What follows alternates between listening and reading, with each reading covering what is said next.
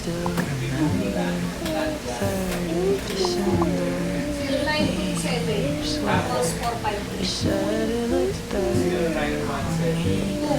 Did you? 27 tapos 453. You knew how much I liked you, but I watch your eyes as she walks by. Hindi nga, lumabas lang dun eh. Pero sa email niya, Sa mga naging number mo yan. sabi mo lang, Ano sabi? hindi, nag-iintay ka ng ano yung pinasa sa kanyang pin.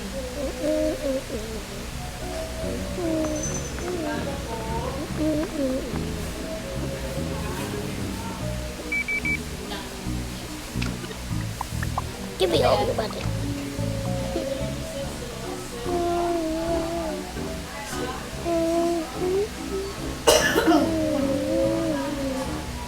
Iba naman, kasi kung yung account niya, gamit yung email niya ngayon, ang verified, yung number niya ngayon. Kasi Ba't bago yung ano, kanina yung 453 na yun? Kasi gumawa na nga ako ng email, diba? Diyan sa cellphone ko. Ay, yung dating number mo before Yan.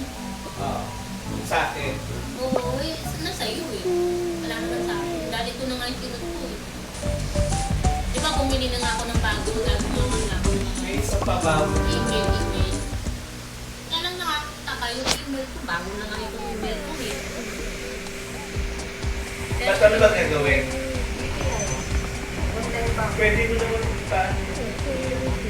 Kailangan niya i-update yung mismo app. Eh kaso nga, hindi pa siya makapag-register. Kasi yung lumalabas ng number para sa OTP. Yung luwan. Yung 453. Paano? Malabas dapat ka.